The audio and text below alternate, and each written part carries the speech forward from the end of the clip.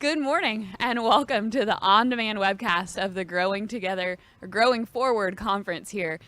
We are so excited to be here. My name is Jamie Meyer with Mycogen Seeds, and I'm joined here with Katie Pyle. And we're going to tell you a little bit about what's coming up, what's already been going on here at the conference, and give you some backstage looks at all of the happenings. So Katie, tell me a little bit about what we can expect for today. You can expect a lot today. So the agenda is jam-packed. I'm pretty sure you've looked at the agenda, right? So we have 2 breakout sessions. I think there's 5 breakouts for each, and they're amazing. Like they're very widespread. Like, I mean, there's anything from, knowing stress and how to deal with that, because I think we're all dealing with a little bit of stress right now in this industry. So anything from that to, transition cows and calves. There's just a plethora of different things that anybody can choose from. So we have great speakers like Laura and Christy coming on right this morning. And, what to really expect, too, throughout both days is awesome networking with other women. So that's what you can expect. Awesome. Well, for those of you joining us from home, we're so glad that you're joining us, and we're going to do our very best to make it feel like you're here and part of the conference throughout the week. So if you have any questions, just let one of the Dairy Girl Network board members know. We'd be happy to try to get some footage of that for you. We are going to be covering all of the general sessions, and we'll try to get a little bit of footage maybe of some of the breakout sessions that we'll put in a compilation video. We did have a really fun evening last night. Katie, tell us about what we experienced last night. So upon coming in here, upon registering and getting this fun badge, you got a cheese board, a wooden cheese board. It was so cute. It's like, I don't even know if I'm going to be able to use it because it's so pretty. But there was cheese stations all around. There was wine. There was different like vinegars and oils and stuff that you could experiment with. So lots of cheese, lots of food, amazing food. Oh my goodness, the food was great. I'm not trying to make you jealous. I'm really not. But it was amazing. And like just to coming in, like I know I was so excited because there are people that I don't get to see except for at these events, right? So I'm from Maryland, and I got to see a bunch of dairy girls that I met, maybe a year or 2 ago, and they're from Minnesota, from the Midwest, from the West Coast. So a lot of networking went on last night, but the cheese was amazing. And all the swag that we're getting is pretty sweet. Thank you, Mycogen, too, for some of those. So yeah, last night was great. Awesome. The cheese was really, really good last night. Yesterday during the day, the pre-conference sessions happened, and there was one that went up to Hershey, which was also really cool. I got to experience that on Monday, and it was quite a cool town and a cool experience for me being from Indiana to go out and see that. But as Mycogen Seeds, we sponsored a Tell Your Story, It's in Your DNA pre-conference session. And here in just a moment, we're going to show you that video so you can see what we did and feel like you were here and a part of that. We're going to join you back here at 1:30 prior to the general session, but we're going to go ahead and roll the video from yesterday, and then we'll be getting started with the conference here in just a few moments. Katie, thank you for joining us, and we'll look forward to seeing all of you again here later this afternoon. Thanks again.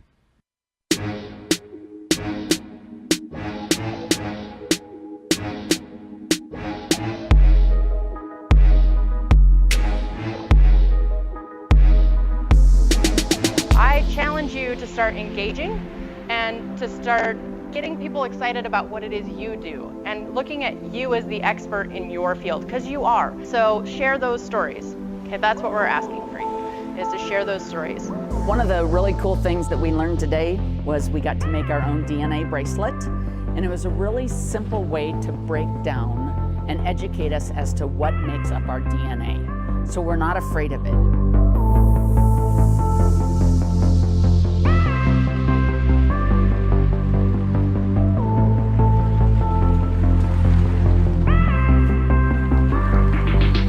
We mashed up strawberries and we put in a couple different solutions to extract the DNA.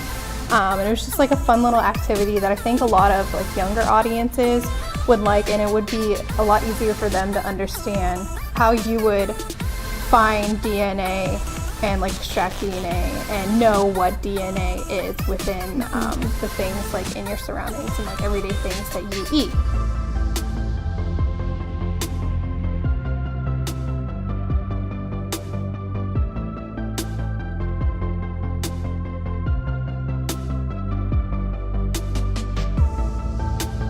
We played a really cute card game where we were supposed to create our ultimate corn crop.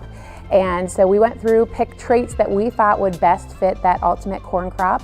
And then we took a deck of cards that had different genetic traits listed on there, spread them out, and through that deck of cards, we were supposed to pick out the 6 traits from that whole card deck and hopefully pick 1 or 2 that were matching to the ultimate corn crop that we had.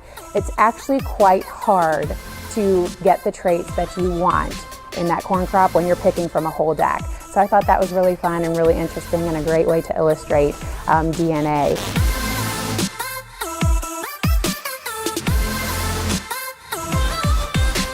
It's important for us to tell our stories so that it's coming straight from the source. Yeah. And it doesn't have, our information doesn't have the opportunity to get filtered and get construed along the way. And since a lot of people still do have so much trust in us, in their farmers, I think consumers would feel better hearing it from us.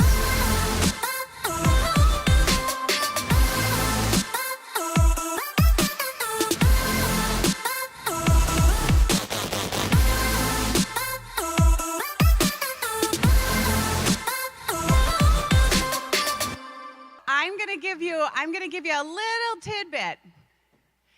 As we move forward through the conference, you're going to want to be in your seats when we start, because we are going to start on time, and there's an incentive to do that.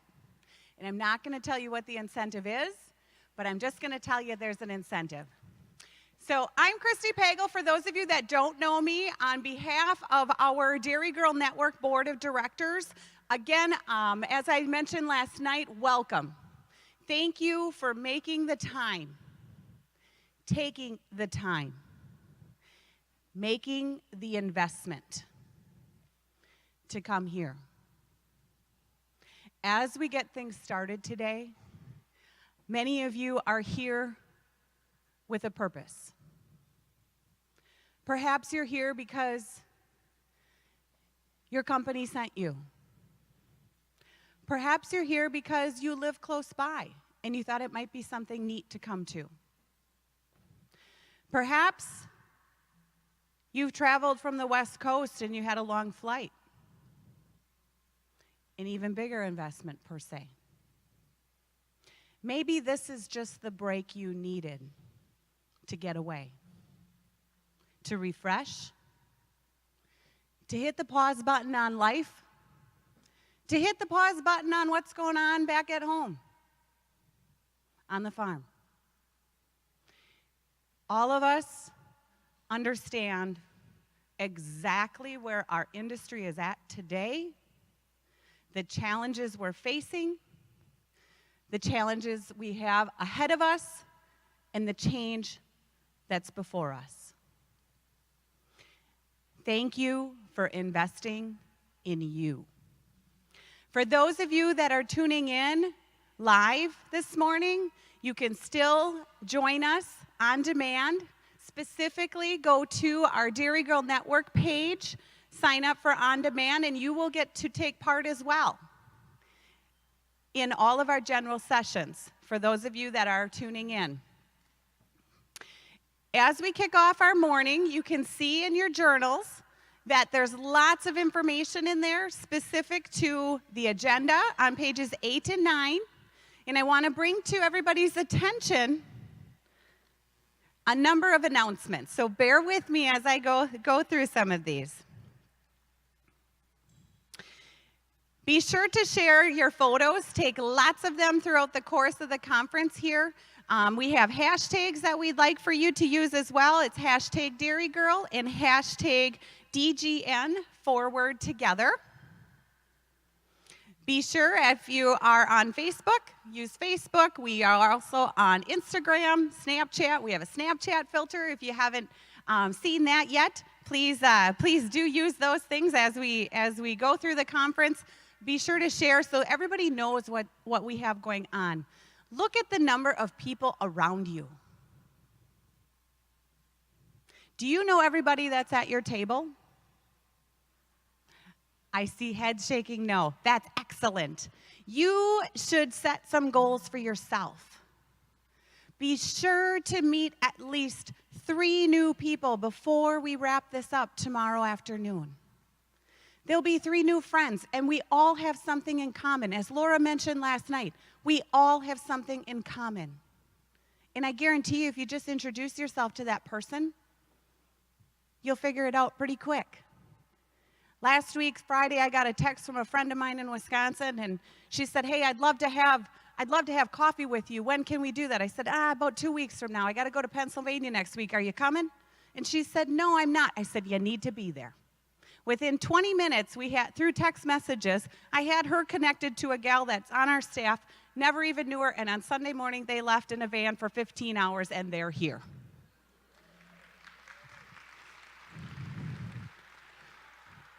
And you know what? I just knew that they had a connection. And when I got here on Monday, they actually shared what that connection was, and they both love little piglets. Insane.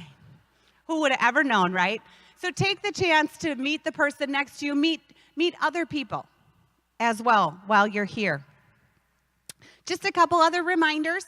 Please put your phones on vibrate or silent as we go through the sessions.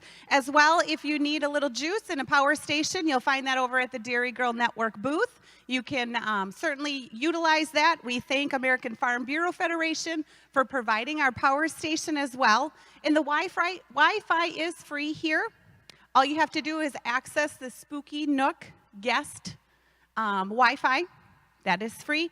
The restrooms are actually located out in the atrium where we had breakfast and where the registration area is. And there are also some out the back side by the exit door at the rear of the room as well. So to give you an idea there. For our mothers, or if you just need a little break to get away, we do have our executive lounge, which is up on the 2nd floor where our breakout sessions are. That is also available for use. And I'd like to take this opportunity to really thank our sponsors. Dairy Girl Network could certainly not provide a conference like this at the rate that we did if it wasn't for all of our gracious sponsors.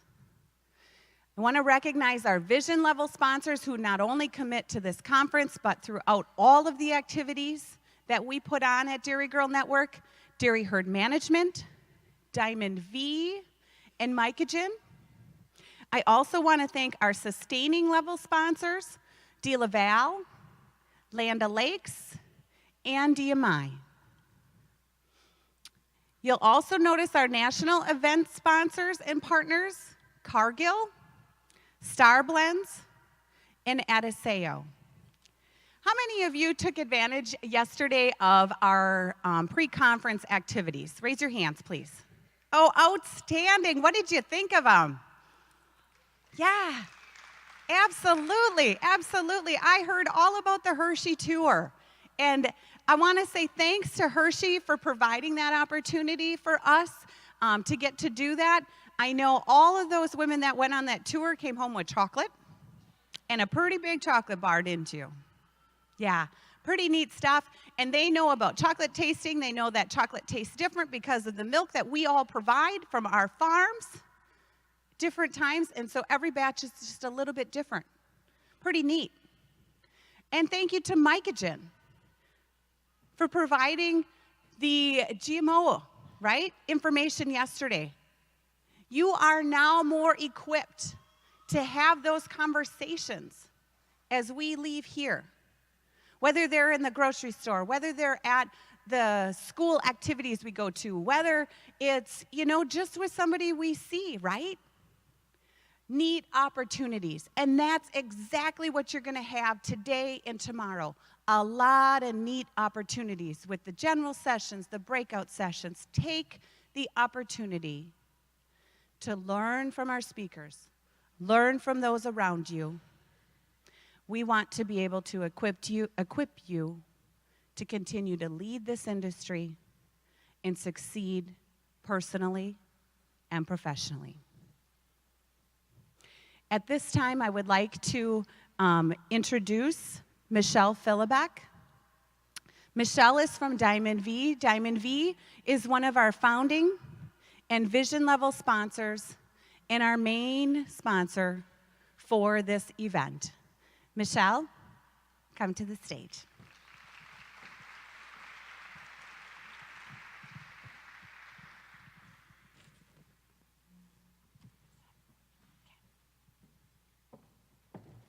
Good morning, everyone. Great to see these seats all filled up, and I know, as Christy said, a lot of you have traveled. Some may be close, some may be far, and it's awesome to have you all here. On behalf of Diamond V, we are very proud to be a founding sponsor, vision sponsor, and the presenting company for this amazing conference. Diamond V Technologies involve more than 75 years of science, innovation, and technology that have earned us the trusted experts in nutritional health. Our purpose is to help animals do better so producers are more successful, the food that you produce is safer, and the people live more healthier days and improve their quality of life. At this time, I'd like to have a couple of the ladies that I work with stand up if they're here. I was not sure if everybody made it in here this morning. Dr. Julia Hammond. There's Julia back there. Dr. Jana Powell. Is Jana? There she is. And Dr. Kelly Reed. There she is. She just made it in. These ladies are experts that I turn to at Diamond V, and they are here to answer any questions you may have, and they are the people who are going to come right on your farm and help you be more profitable from day one of your calf through the life of it on your dairy. And also, Dr. Kelly Reed, I encourage you to take in her session that she's going to be having in the breakout session, troubleshooting your calf raising program. So Kelly has some really cool things on calf audits and just raising that calf, so make sure you put that on your agenda. It is with great pleasure that I introduce our opening speaker this morning. She's a mother, she's a wife, she's a farmer. Their farm, she is general manager and owner of their farm in Cobb, Wisconsin called Heartwood Farm. And she also just launched a new company called Hitchpin Consulting that basically focuses on team building and leadership program.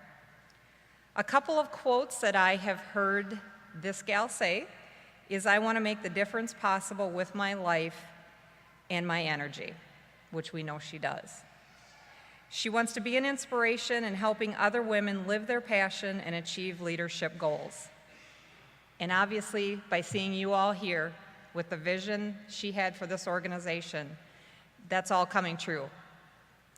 She has created opportunities for women nationwide to achieve their goals, from providing resources to help them run their farms more efficiently, and tips on how to balance multiple roles on their farm and in society. Couple of interesting facts I'm not sure you know about this speaker, but she's learning to speak Spanish, and she's doing pretty good at it. She loves to paint, which is something I didn't know, and she lives in a barn, a renovated barn. Her home is a renovated barn. Please join me in welcoming our founder and president of Dairy Girl Network, Laura Daniels.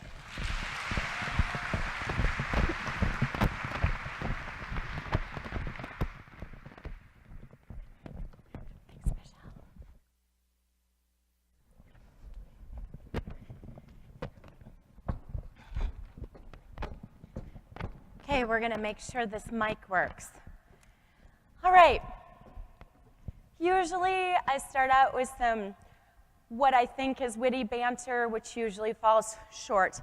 And so today, first thing in the morning, right out of the gate of this great conference, I want to start with a story about an incredibly important day. And it has a lot to do with this topic.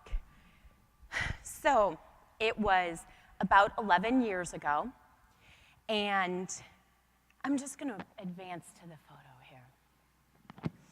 It was about 11 years ago, and it was actually in November, and it was really cold, and it was raining, and it had been raining for days. Sound familiar? And back then, I had this idea that I needed to be the first person in the barn at my farm every day. I wore that like a badge of honor. I'm the boss, I turn on the light.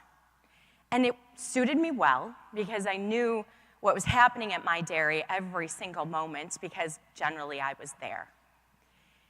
On that particular day, I did wake up early, and I had worked all day. And I went to the house that night, and how many of you get the knock on the door when something's wrong? Raise your hand. Are you the one who gets the knock on the door? Well, I am. There is nobody else. And it was probably about 10:30 at night, and one of our Jersey cows had fell down in the lane. You might be envisioning a nice concrete lane that you could scrape and clean. But back then, the lane that went from our freestall barn to our milking barn was lime. There was no concrete. And we just kept putting lime on it because we had just bought the farm a few years earlier and we just couldn't afford to put the concrete there yet. And so, on this night, I get the knock on the door, I go out, I check this cow, who's of course laying, it's on a hill, I forgot to mention that. The freestall barn is at the top of the hill, the parlor's at the bottom. She's laying, of course, with her head downhill. Not so good, she can't get up. I check her ears, they're cold. She's a Jersey, she's down, of course her ears are cold. So I go get my IV stuff, I come back, and by then it is just pouring rain. And I am soaked through. And I'm, of course, kneeling down in the mud by now, trying to find the vein on this cow in the dark, because that area wasn't very well lit then either. And all of you who have ever been in one of those situations where you were like, I just have to keep going. I just have to get through this. It's going to be fine. I can do this. I know how to do this. I can find a vein better than anyone. I can do this. Well, it didn't go easy that night, right? And she pulled her head loose, and I tied her head back down, and I finally found the vein, finally got that calcium into her. And so then I realized that she's finagled herself, that I need to slide her around if she has any chance of getting up when this calcium hits her system. And so I'm trying to move her. She's a Jersey, I'm strong, I can do this, right? The hill is working in my favor. I started to get her slid around, and her muscles start contracting because the calcium's kicking in, and what do? They kick, right? She wants to get up. So her leg gets caught on the electric fence that separates that lane from the pasture beside it. I'm soaked, I'm tired, and now I'm getting zapped. You just can't make this stuff up, right? And for a split second, I thought to myself, this is too hard. And then she was getting zapped again, and so I quick grabbed her leg. It's hard to know you're going to get shocked, right? Have any of you had to do that? It's hard when you know you're going to get shocked. When it surprises you, you can handle it. A little diversion. I did the Tough Mudder once. Crazy. Because look at this. This was not made to run 12 miles and do 26 obstacles. What was I thinking? They have this thing where you have to run through electric fence. I'm like, no farm kid can do this. We know what's going to happen. So, back to my cow. I grab her leg. I get shocked. I pull her away from the electric fence. I realize she's the wrong way on this hill. I need to flip her over, which when the hill is working in your favor, you can do that pretty easy with the Jersey cow. How many of you have done that? You can flip them over if the hill is in your favor. So, pulled her leg off, swung her over, right? You got to get the legs going, get her rolled over, and she stood up. And I thought, holy cow, this worked.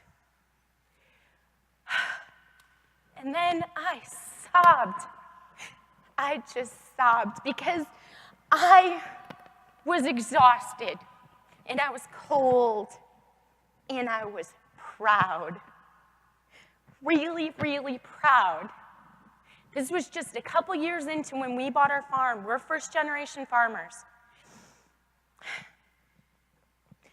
After the pride went away, I thought to myself, I don't know how long I can do this if this is going to be this hard. And I went to the house, and I went to sleep. That day was really, really important because at the time, I just wanted to get through it. But it's 11 years later, and I think about that day all the time because that was the day that I knew I could do it no matter what. I knew I could trust myself to figure out a solution and to push through no matter what. In the days following that day, I thought hard about if I was cut out for this work, if I wanted to work that hard, and most of all, I thought about if I wanted to put my family through that as well, to follow my dream. And I look back at that day, and I'm glad it happened because I know I can trust myself no matter what. Every one of you has a day like that. We've all had hard things that have happened. This is just a little snippet of what we really have in us. It's a little glimmer of what can get us through long periods of hard.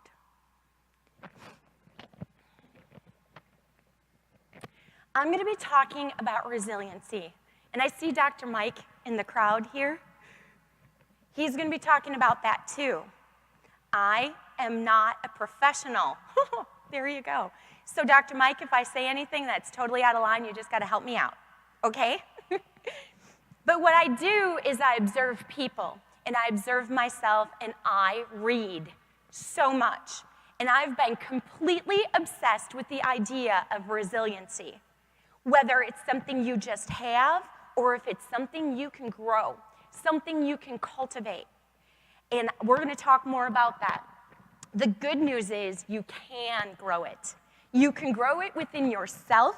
You can grow it within your families. You can grow it within the communities that you serve. And we're going to talk about some really specific ways that you can do that. So the resounding answer is yes, you can cultivate resiliency. The 3 ways, I'm so not used to this. There's a screen down here. I just need to stop looking at your screen. The 3 areas that we're going to cover is grit. And this is something that I've been reading a lot about, and I want to share some of that with you. The second thing are your connections and how that really helps you have a well to go back to when you need more resiliency.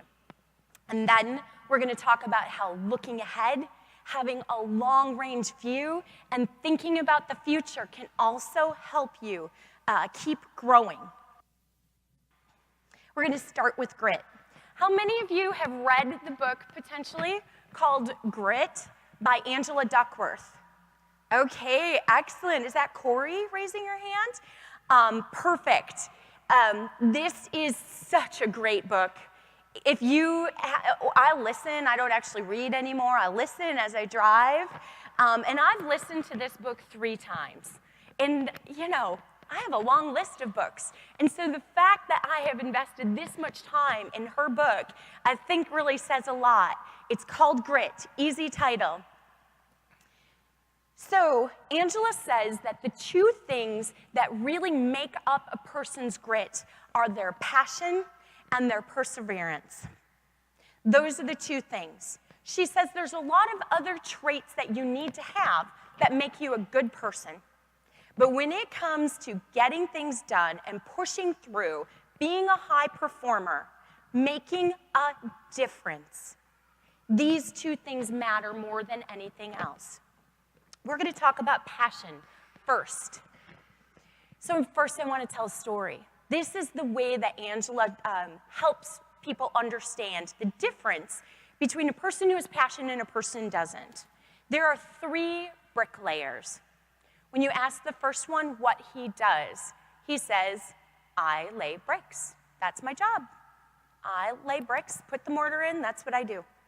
You ask the second bricklayer what he does, what he is working on, and he says, I lay bricks. Right now, I'm building a church.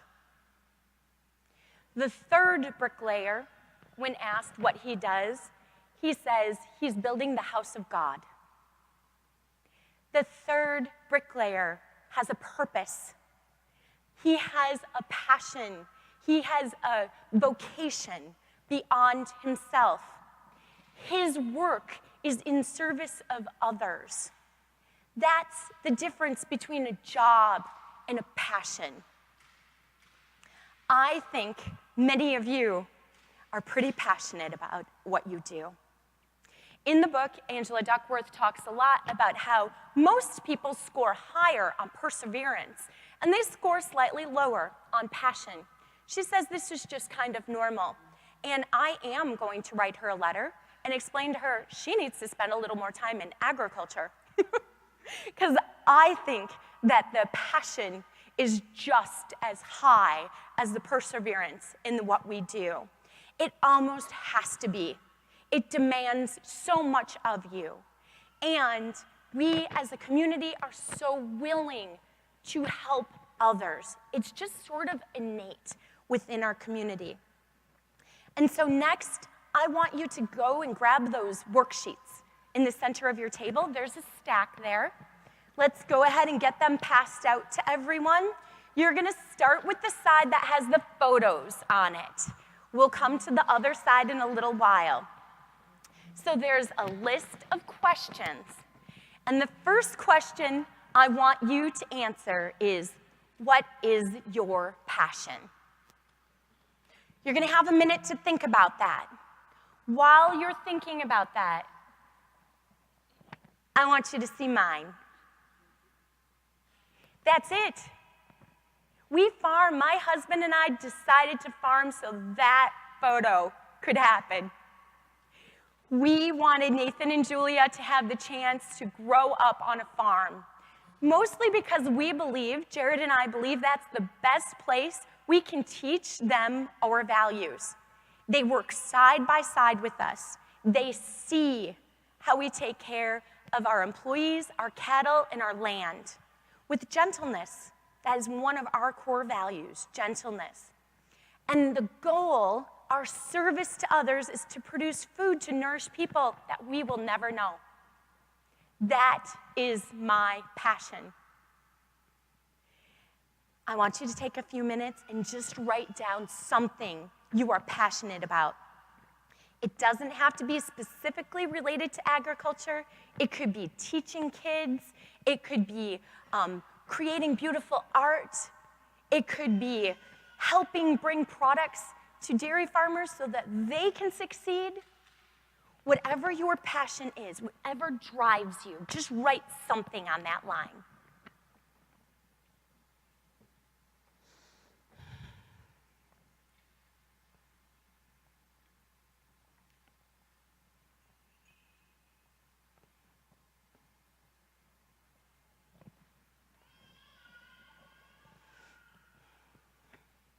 Okay, we're going to keep going.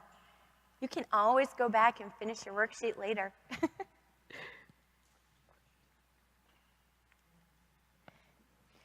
So the second part of this is perseverance. This, I think we all sort of know what that is. This ability to just keep going, to put in extra time when everyone else goes home, to find a way to push yourself to go the extra mile, to just keep going until it gets easier, whatever you're learning. One of the things in the book that I found really interesting is my idea of perseverance is just keep swimming, right? Dory, just keep swimming, just keep swimming. But there's more to it than that. When we're intentional about what we're learning, when we're learning new things, it's hard. It's not easy. Intentional practice, pushing yourself to do something, learn something that you didn't know before, is perseverance. It's not just keep doing a mundane job until you get through it. It's pushing yourself to find something new that you can be great at. Intentional practice. There's a story that she tells in the book about Katie Ledecky. Anybody know who Katie Ledecky is?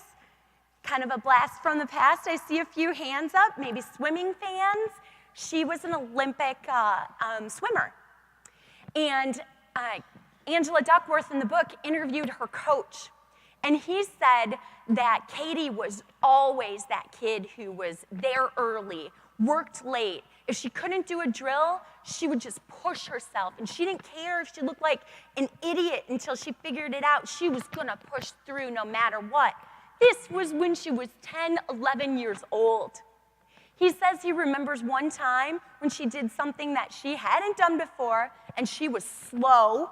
And even then, she didn't like being slow, but she hopped out of the pool and she said, "That was hard. It was great." That is being intentional about growth. That's perseverance. So you heard my story of perseverance. I also want to share what I learned from that night and what changed, because I hope I can always learn from something hard. It is practice. We can make it intentional, even if it's after the fact. What I learned is I need to get more sleep. After, who needs more sleep, ladies? Come on. Yeah, I know, right? We all do. But what happened is I was sacrificing sleep in order to wear my badge of honor that I worked harder than everyone else.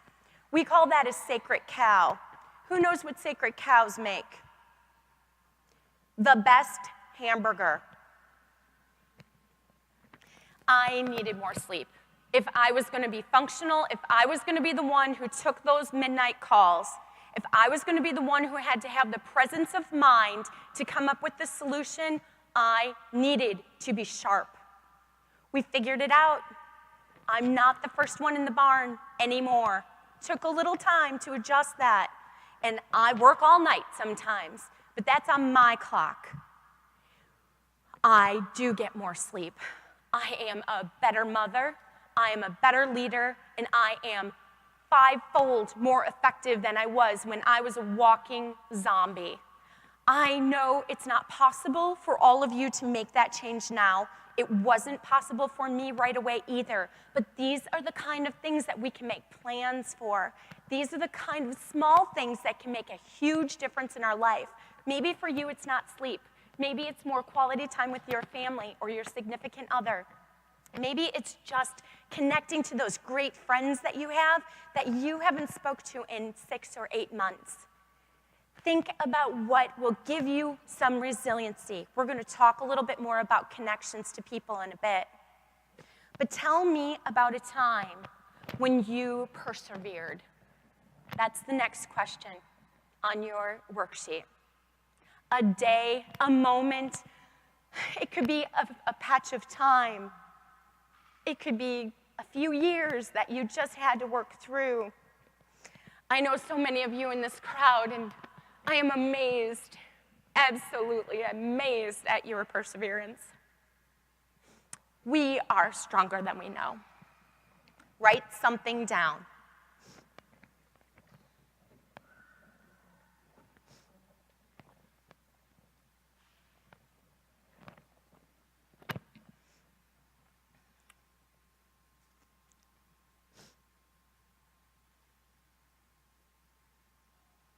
Okay, you can always come back.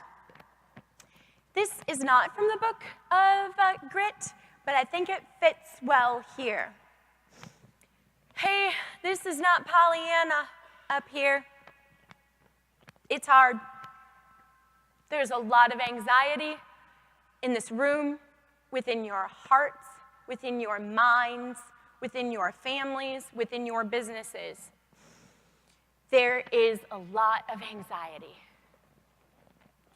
For me, and for many, making sure you just keep going, making sure you have something you can work on right now, especially if you feel yourself slipping. Find something you can work on right now. Action binds anxiety. It's when you have too much time to think. It's when you slow down too long that sometimes this can catch up with you. And so find something to keep yourself busy. How many of the men on your farms get that weird tractor syndrome? It happens at planting time. It definitely happens at harvest, where they spend too much time alone in the tractor just thinking, and they just are not busy enough. I hope this isn't a thing in your family. It's a thing in mine. All that thinking time. And unfortunately, it can really cook up some anxiety. And so help them too. Help them think about something productive.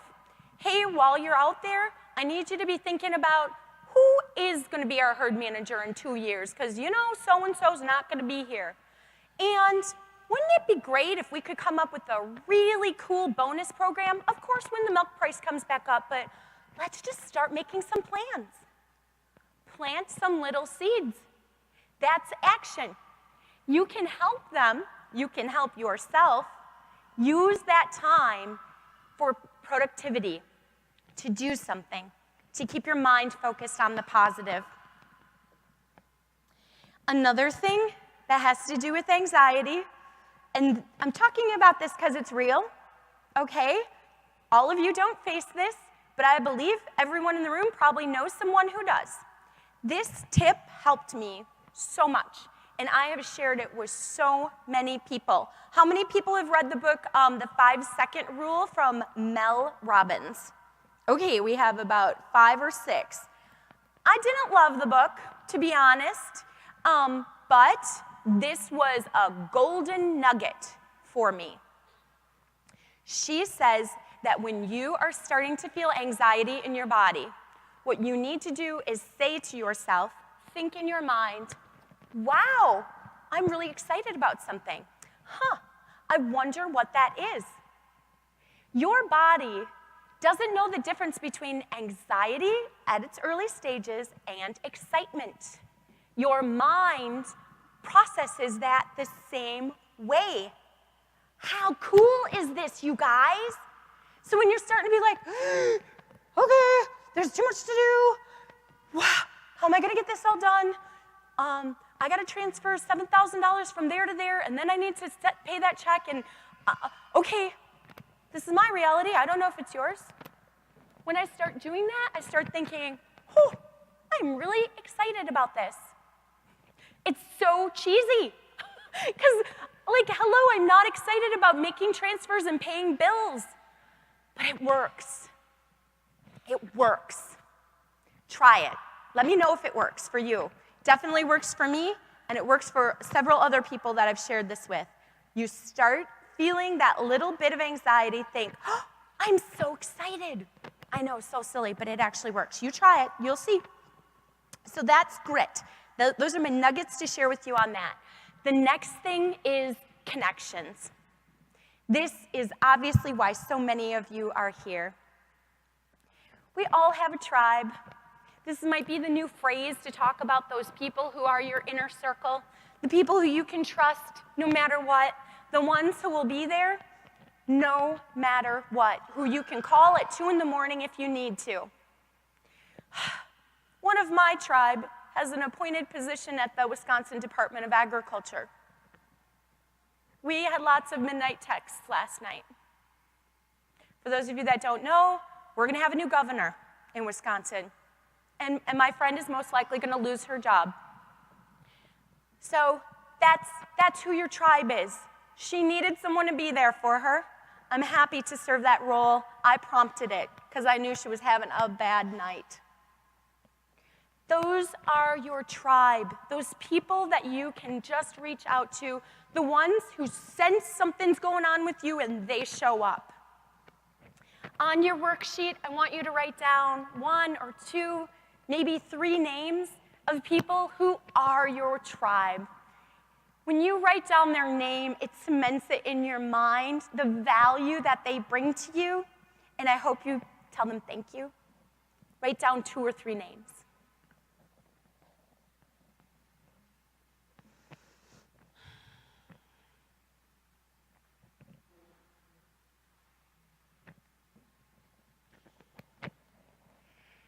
It's not just your tribe. It's not just those people who are always there for you.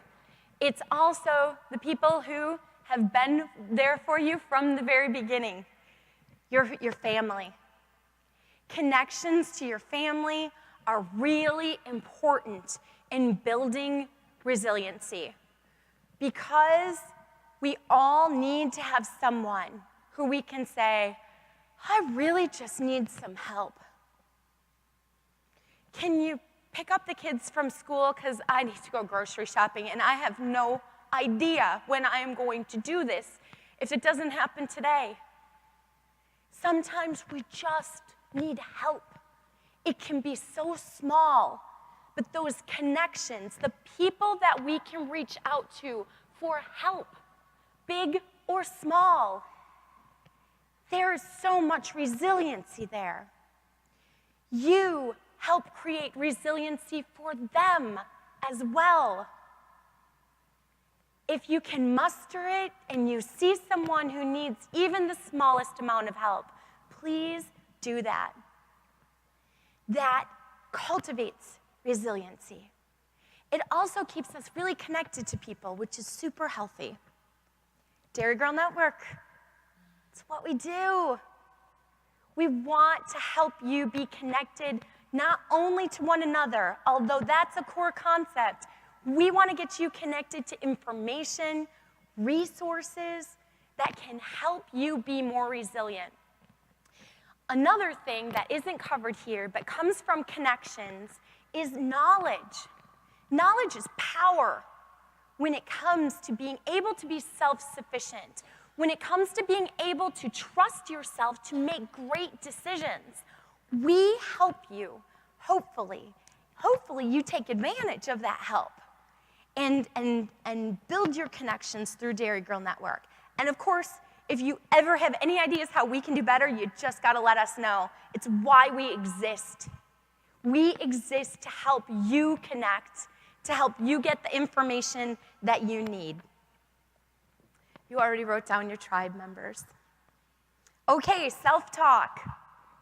This is another very, very important part of connections. You need to be connected to yourself. And those little messages that are going through your mind, sister, because I don't think they're always positive. Just saying, have a little experience with this.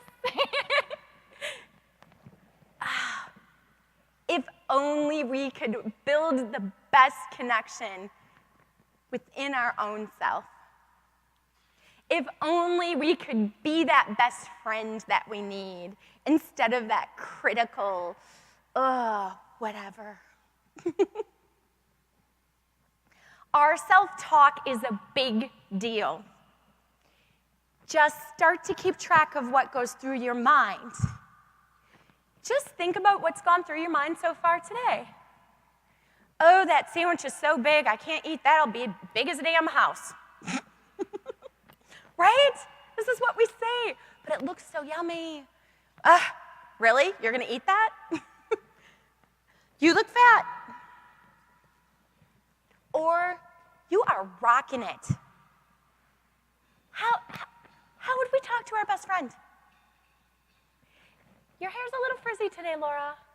You know, you spend all that time going to get it done, and then it's frizzy. Or, you know what? Who cares? I think I look great. I'm ready for this. It's a big day. I'm going to make it happen. We choose. Your self-talk matters. Keep track of it. Just for the next couple of hours, you'll be surprised.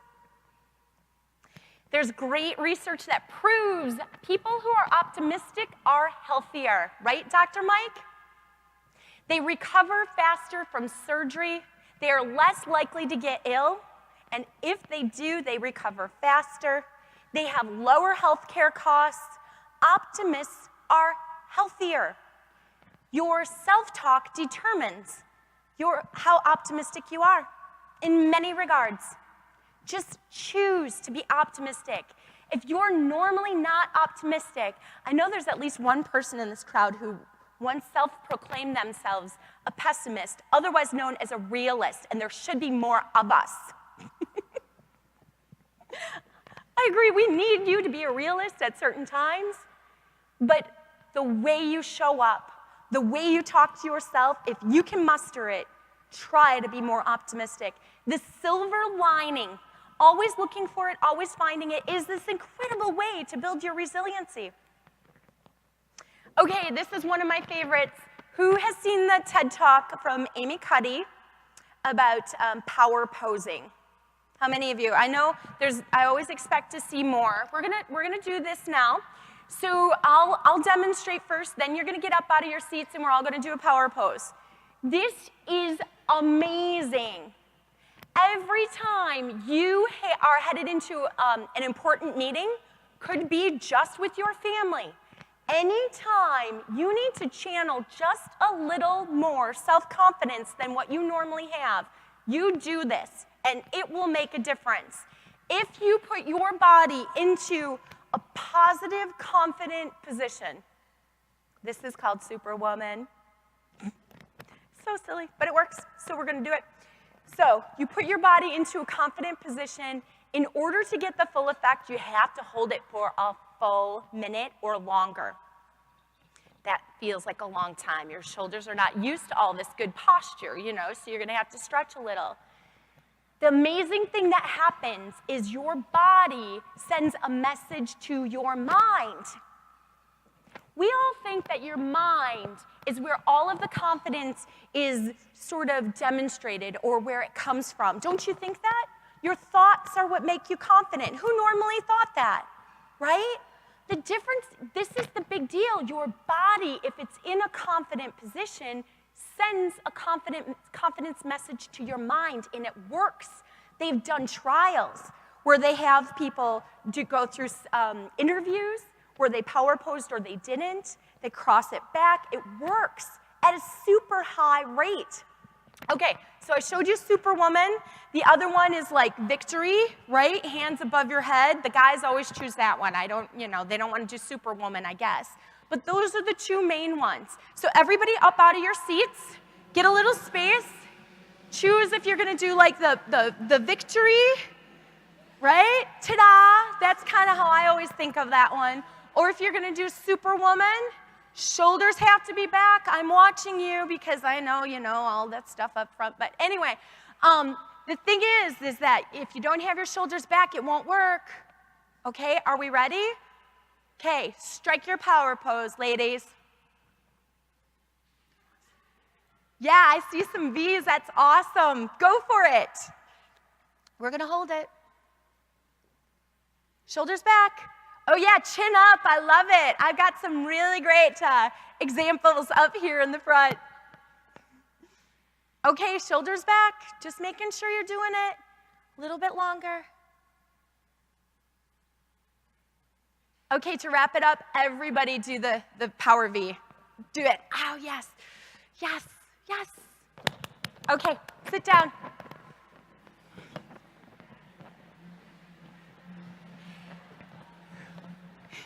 So literally, probably go to the bathroom if there's a lot of public around when you're gonna use this before that awesome interview that you're gonna land the job as a result of this. The point here is that we can trick ourselves into being positive. We can trick ourselves into having positive messages feeding into our brain, and we need all the help we can get. On your worksheet, there's a little line that says, what is your note to self? Everyone see that? I want you to think about what one of your common negative self-talk things is. I never speak up when I should. I'm a bad writer. I don't look good. You know, whatever. Some of them are darker than that. I get it. You know, some of this stuff is like not good. I don't want you to write down the negative thought. On this line, the note to self is you're going to reframe that in a positive light. And you're going to write that down. Instead of, I really need to lose 30 pounds. Why am I letting myself slip? Instead, it's going to be like, hey, you know what? I look fine, and I'm working on it. That's positive. So you're going to write down the positive reframe of your negative self-talk on that line. We're going to give you a minute here because I really want you to write something down. Please.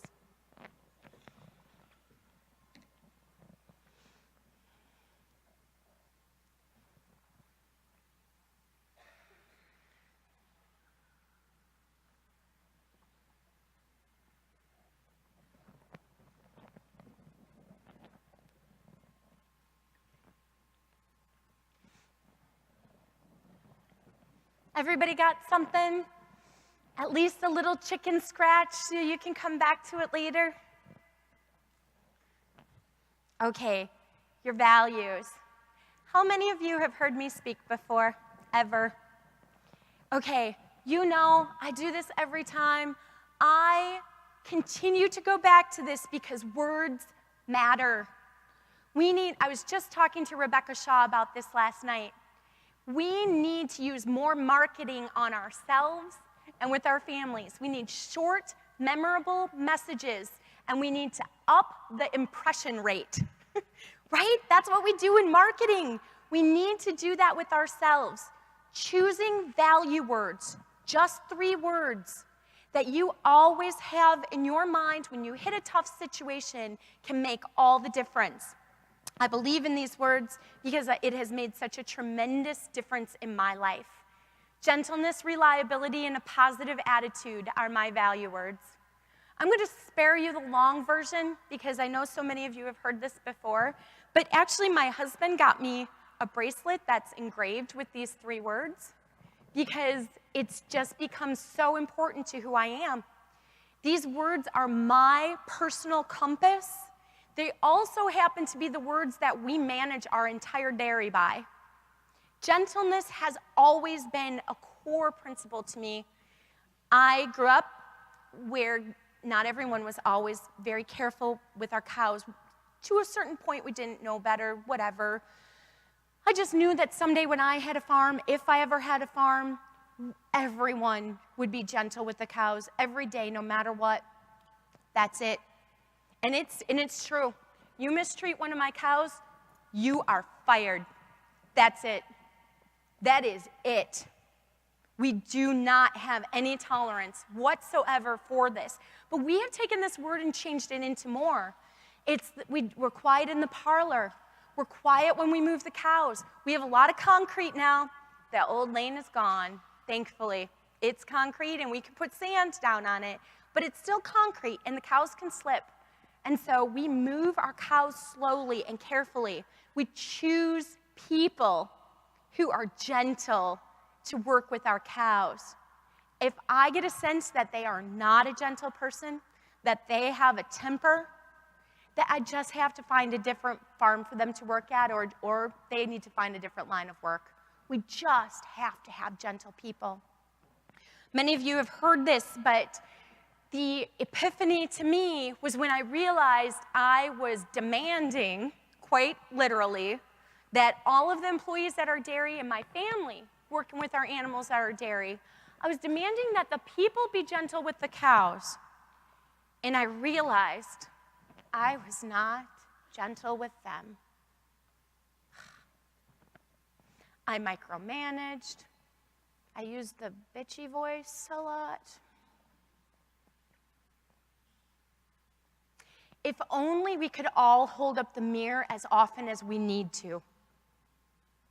It just doesn't happen very much. But when you can, absorb it and run with it. And that's what I did with gentleness. I'm a better mom, so much better wife, my poor Jared. I'm still working on it, I am. But these words can make a difference in your life. Reliability was come to work on time. That's how we chose that word in the first place.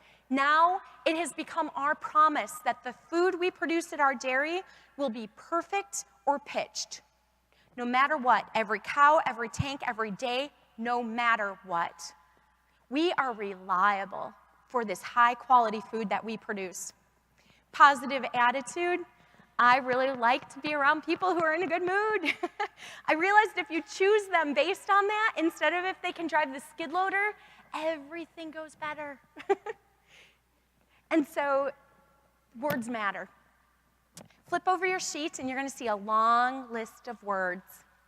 Since so many of you have done this exercise with me, you're going to just zip right through it, because you probably already have your words, or maybe you're someone who chooses a guiding word each year.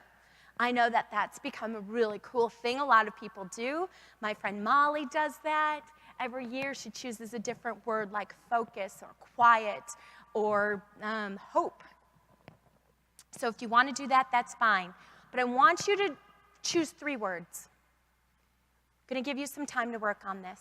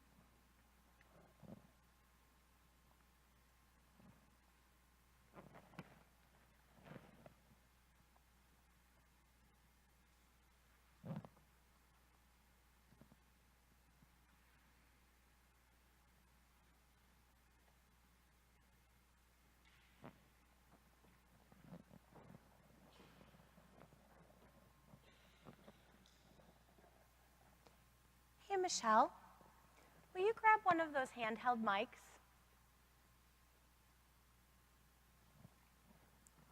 Hee hee hee.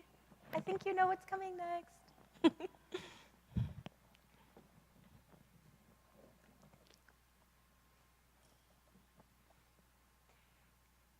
Who has at least one word chosen that you know is one of your 3? And I can see lots of you, and I know your names. And so if you don't volunteer, you're going to get volunteered right here in the front, Michelle. Stand up. I want you to say your name, where are you from, and then why you chose that word, the word you chose and what it means to you. I'm Shannon McWilliams. I live in Somerset, Pennsylvania, which is the southwest corner of the state, so about 2 hours from here. I chose positive attitude. That is something that I've always believed and really struggled with, but really tried to make sure that it's something that I project. Growing up, it wasn't something that was always found on the farm. You grow up on a farm, and it's not always there. When your parents are on a farm every day, all day, it's not always there, so it's something that I really focus on and try to project to my children and people that I'm around with work or in the industry or anything, really. Thank you. Shannon, let's give her a round of applause. That's great. Want a couple of more kind of over here, maybe? Somebody have, there we go, in the back. Is that Rebecca?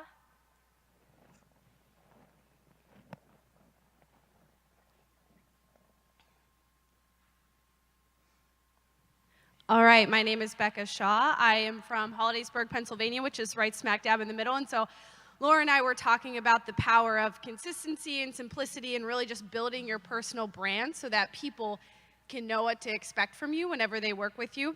And my 3, I kind of chose based on the way I like to lead. And it's having the courage to lead with creativity and zest. Awesome. So. Yep. Tell us about the creativity, what that means to you in your life. Okay. Well, in that phrase, I think it's just having the courage to be creative, whether that's trying something new, speaking your mind, trying just something different, I guess, whether it's in your workout, your meeting, the way you structure things. I think that could be spun a lot of ways. Awesome. Yeah, I love how you wind those words together, because if you make a statement out of it like you did, it becomes even more memorable. But the 3 words that can stick in your brain. I always tell people they want to do 4 or they want to do 5, and I'm like, no, you just won't be able to remember them over the long term. The human mind loves 3s. You can always remember 3s better than any other number. Let's give Rebecca a nice round of applause. Thank you. Okay, one more volunteer. Be brave. Okay, right over here, Michelle. Yes, Michelle's getting her workout in. Did you do yoga this morning, Michelle? Over here, right over there. Yeah. Tell us your name. My name's Brittany Treichler-Harris. I'm from about an hour north of here. The one that I chose is kindness, because I feel like that's the most basic human thing that we should provide to everybody and that everybody should receive, but it's something that we always need a reminder about. Awesome, thank you. Yeah, thanks, ladies. Thanks for sharing.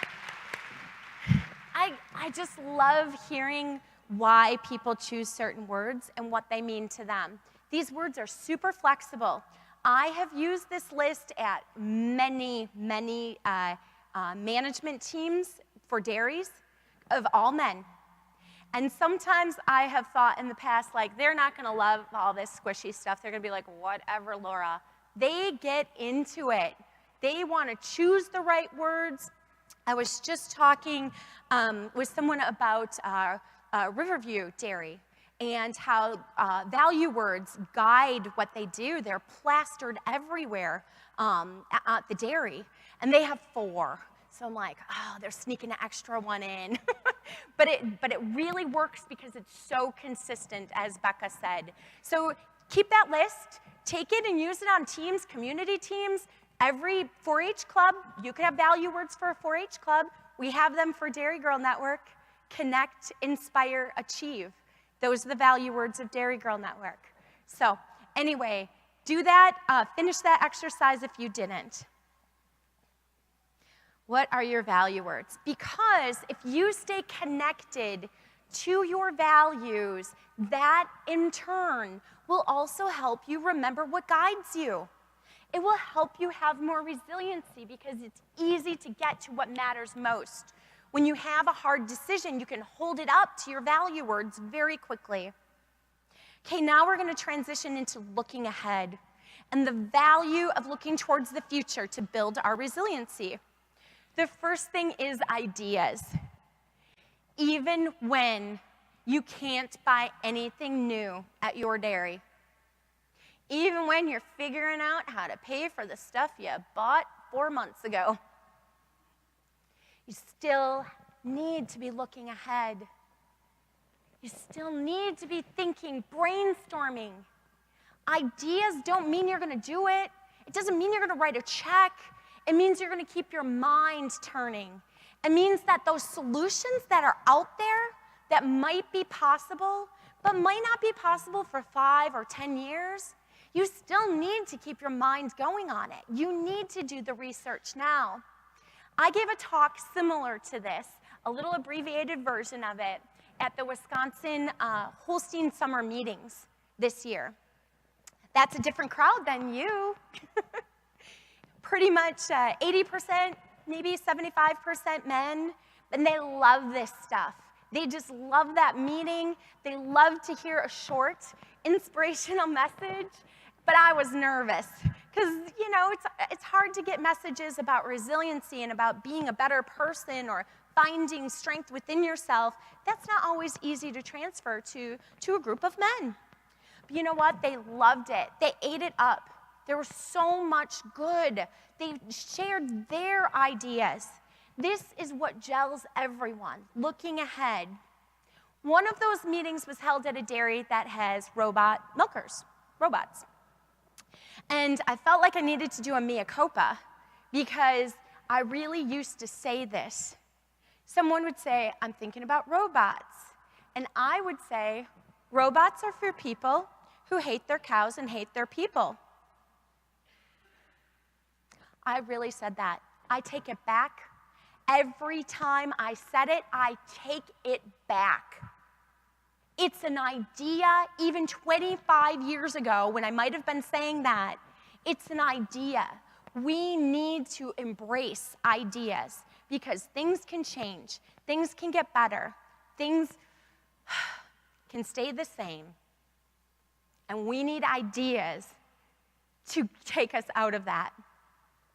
I think that robot technology is amazing now. It was awesome to have a Holstein Association meeting at a robot dairy. Because some people don't think those two things go together, but they do. They really do. And it was awesome. Other ideas, A2 milk. Who's interested in that? I'm just doing a ton of research on it because why not? It doesn't cost me any money to do research, and who knows what's going to happen with that? And milk jerseys, they've got more A2 in their blood in the first place. We might as well just figure this out. How about terminal cross? How many of you herds are using some Angus semen on those beautiful Holstein cows? Raise your hands. Or your jerseys. I'm doing it. It's really paying off. 10 years ago, did you ever think you would do that? Did you ever think you would sacrifice a heifer? Right? Get an Angus heifer? What? What are we going to do with that? We have to have ideas. We have to talk about it. Just thinking about these new ideas, doesn't that kind of give you some energy? Doesn't it make you think, yeah, it's going to be okay? Because we are so good at finding solutions. We just have to get enough ideas in front of us, and we're going to find something that works. Because we're dairy farmers, and we figure this thing out. That's what we do. Going to meetings, you all are here. You have invested in yourself. You know people who need to get out. They need to get more connections, male or female. Help them do that, because at those meetings, they can gather these ideas. I just shared a few of the things I'm working on at my dairy. What are ideas you're working on at your farm or within your business? Something new, some new thing that you want to do more research on, a new program, a new product, you know, anything. So you're going to write that down on your worksheet. One new idea.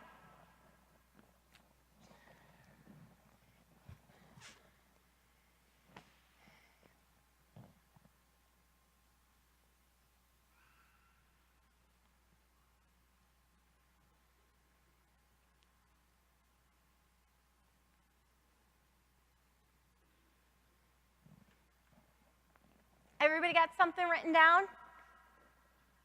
Do you want to share a couple of those? Let's share a couple. Does anybody have a really good one? Raise your hand. Right here. Oh yeah, she's always got an idea. I love it. Sorry about that, Michelle. Right here in the front, 2 rows back, Katie. And then I want 2 more. So start thinking about if you'd like to share. And it could be something easy, but go ahead, Katie. I'm Katie, daughter Arpaio. I'm in Maryland, so it took me about an hour and a half to get here. So my idea that I've been researching and have had phone calls is I would like to start a distillery. I love vodka, especially this past year. So I've actually found a way that you can make vodka because I want to still, incorporate it into the dairy. So I have found a way that you can make vodka from whey, which is a byproduct from cheese. So I already named it. It's going to be the mullet. So you can come and get ice cream, family-oriented in the front, and then party in the back. There we go. Awesome. If you are searching for any ideas, just spend 5 minutes with Katie. She has ideas to go around. We love that. Okay, one or 2 more. Could be just something new that you're trying. It doesn't have to be like earth-shattering or a huge investment. All the way over in the back, Michelle. Thank you, Michelle.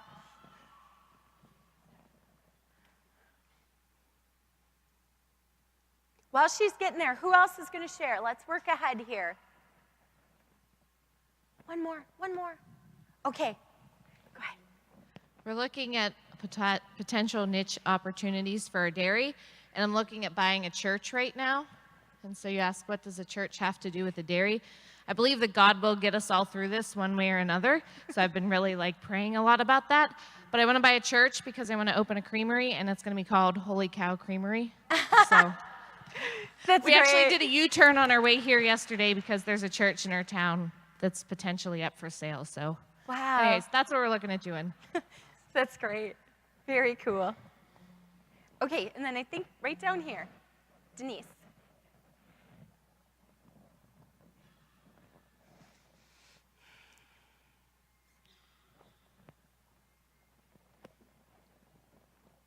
Mine's not nearly as cool. So, sorry. I've discovered through my job at De La Valle that I enjoy data analysis. I like identifying opportunities on farms, and not always necessarily, you know, hey, we're on the ropes, we've got an issue, can you help, Denise? Sometimes it's working with these cutting-edge dairies that are just pushing the envelope and, okay, what's our next step? How do we get our next penny? And I find I really enjoy that. I enjoy people having that aha, that light bulb moment. And I would really love to do more, like basically just cow and systems monitoring analysis and opportunity evaluation. And basically, how do we make life better for everybody? How do we find more money? Yeah. How to be more successful? Sure. Yeah, awesome. Give her a round of applause. Obviously, access to data and all of the information that is generated on every farm, even mine that doesn't have a lot of technology, is such a difference.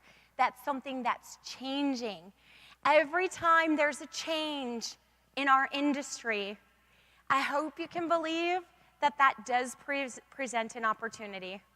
Some of these changes are incredibly painful. Oh, you all know, I don't have to tell you. But if we can keep looking for the opportunity within change, we will be able to be more resilient, and we will be able to survive. We will be able to even thrive if we continue to look for it. We talked about ideas. That was great ideas sharing. The next thing is options. This is kind of the tough part. I really, really believe in the consulting work that I do with lots of dairies. I'm urging this all the time. When there's something happening that we're kind of burying our head in the sand over, it's incredibly important that you have someone around you who says, what are the options? Not just put your head down, not just keep swimming. Part of perseverance is doing the work to know your options. And sometimes those options are not happy. Given a perfect world, we would never choose some of the options that have to be on the list. We've gone through this at our own farm. I mentioned we're first-generation farmers. This, you know, it almost doesn't even happen anymore. Katie did it. But there aren't very many. And so, at my farm, we need to look at options that include not being dairy farmers anymore. I hope we never have to exercise that option, but it is an option.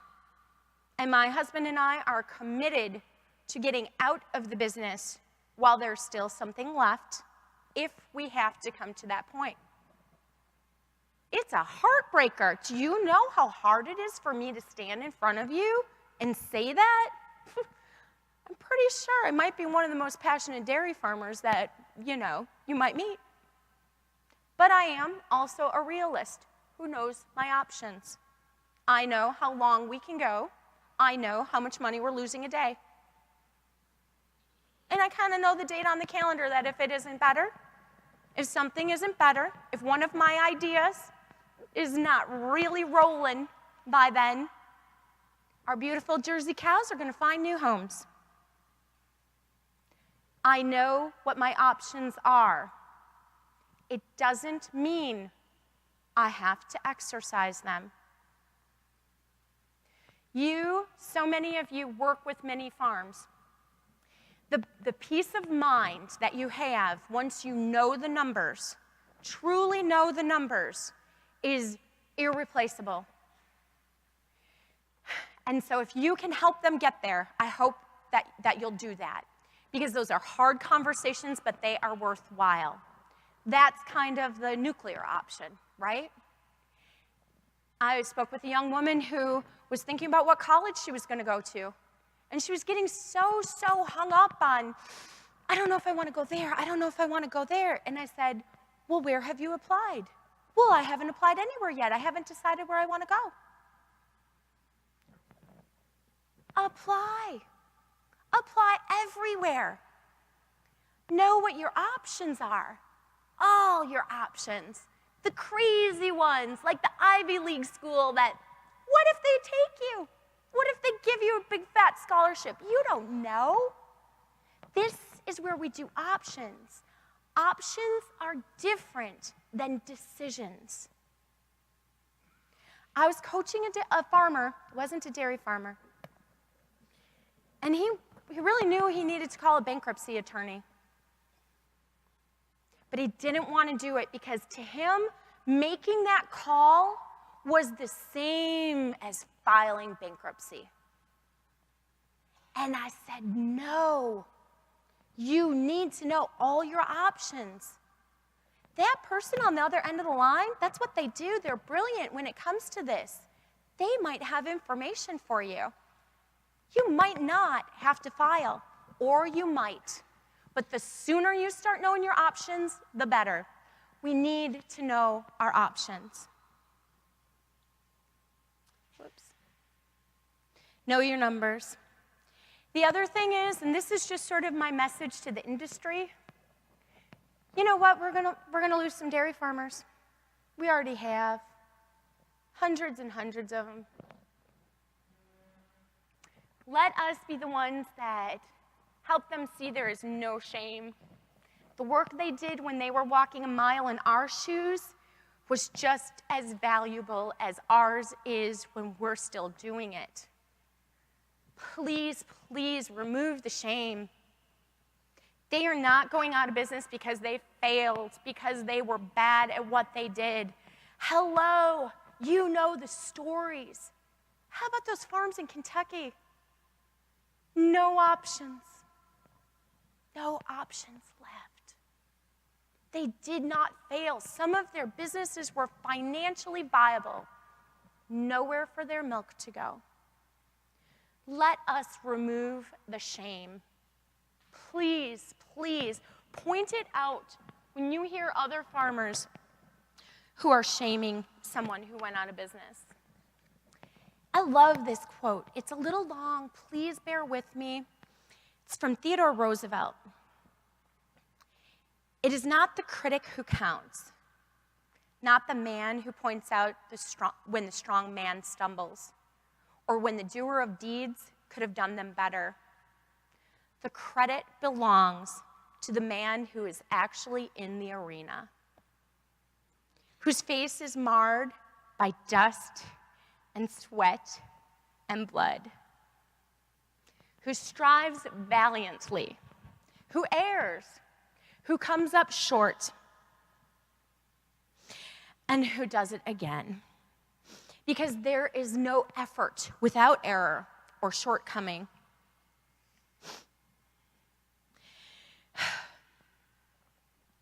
Let us give credit to those who actually strive to do the deeds, to those who know the great enthusiasms, the great devotions, who spends himself in a worthy cause, who at the best knows in the end the triumph of achievement, who at the worst, if he fails, at least he fails while daring greatly, so that his place shall never be with those cold and timid souls who know neither victory nor defeat. I love that. The entire dairy industry is in the arena right now. And there are going to be so many stories of people who come up with ideas, and change the way they do things and have a distillery and make delicious vodka to make us all happy. There will be so many valiant stories, and there will be so many who dared greatly. And I'm proud to be either one of those. And I hope that you are too. Okay, on your worksheet. We're not going to share on this one. Michelle, you don't need the mic. What's one reality you need to face? Not necessarily in your business. Could be just in what you're trying to achieve as an individual. Could be in your family. Could be something within your community. Just one reality you need to start working on some options for.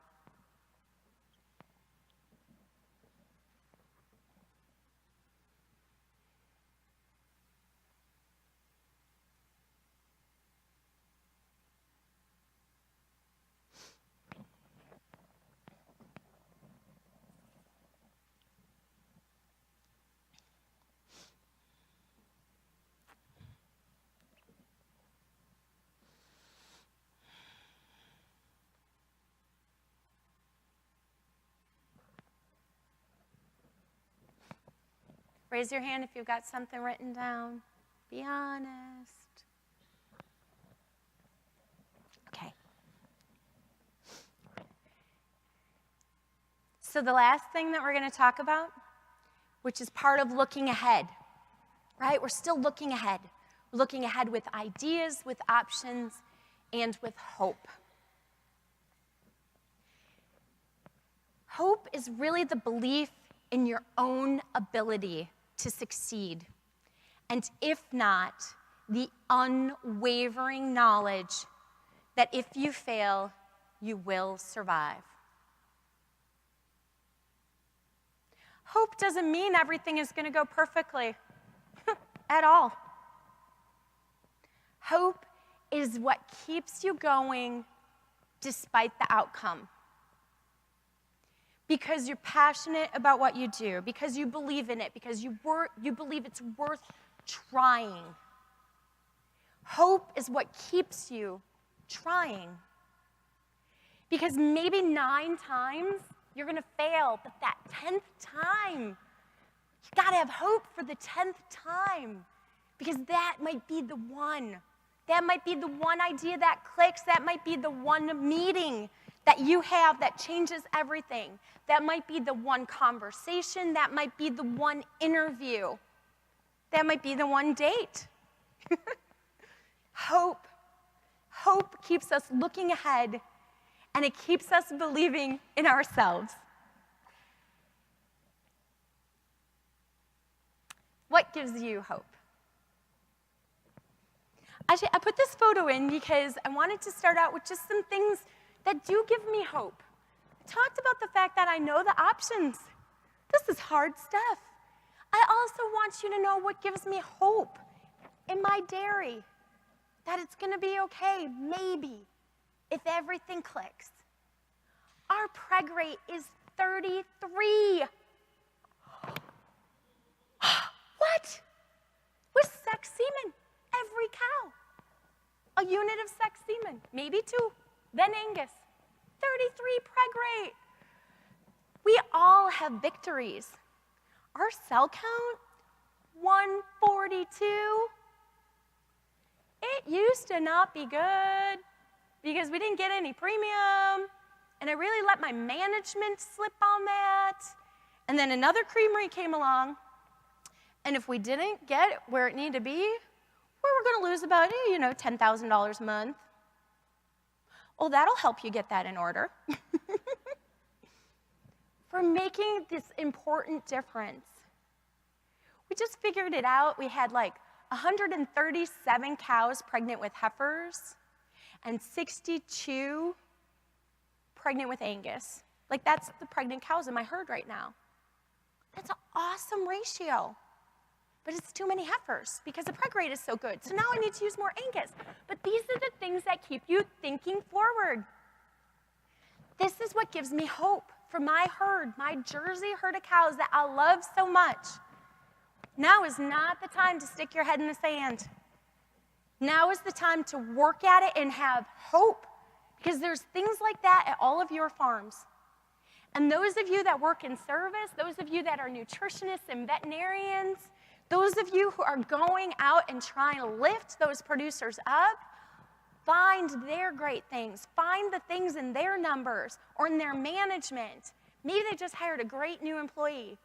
Help them have hope, because hope really matters a lot. So these, in my mind, are the 3 areas that can really help you build resiliency. Grit, which we talked about, which is passion and perseverance. Remember, perseverance is not just keeping swimming. It's being intentional about how much you learn and how you push yourself. Connections to one another, connections to those good thoughts in your head, right? Looking ahead, ideas, options, and hope. I want to end with this, because they are a lot bigger now than that photo with the bathing suits and the barn boots. And this was just taken this year at World Dairy Expo. And that heifer, she did great. She was 2nd junior. We are so excited. We're always more excited than the people who win the darn Dairy Expo. But I have so much hope because it's working. Like all the hard work, all the being on the farm, creating this environment, these people are turning out to be good. They are going to do good work. So are yours. So are the people you affect. That's what we're really doing, is good work in the world. And they're going to go do it. So that's hope. That's what hope looks like. At World Dairy Expo, I spoke to a group of 4-H'ers, and they were juniors and seniors in high school. They were younger. And I did my value word thing, because I always do. And there was one young woman who chose a value word that is not on my list.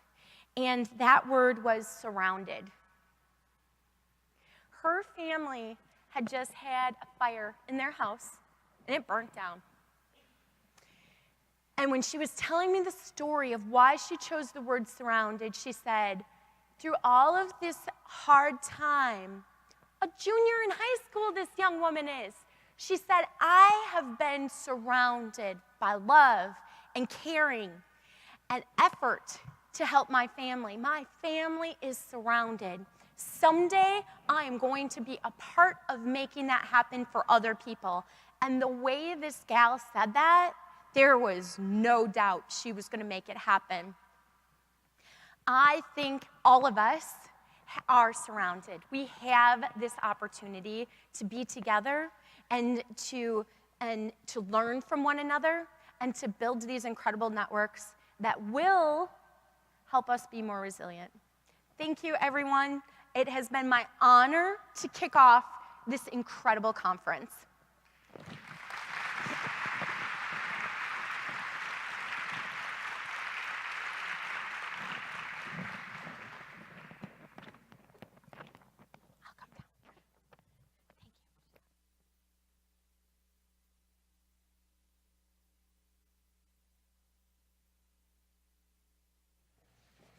Let's thank Laura again for such a wonderful way to start us off.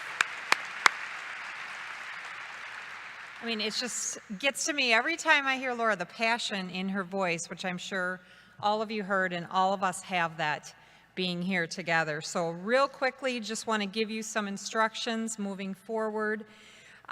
We are now going to head out to the breakouts, and the breakouts are actually on the 2nd floor. So how you're going to go is back out through the atrium, back where breakfast and everything was, and you're going to see a second set of stairway.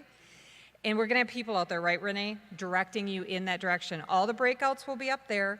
They will go from, the first one will begin at 9:40, and then there will be a break up there also, and then the second set of breakouts. Then we're going to meet back here for lunch at 12:30, and our afternoon will continue. So With that, everyone is adjourned to go to the breakout sessions.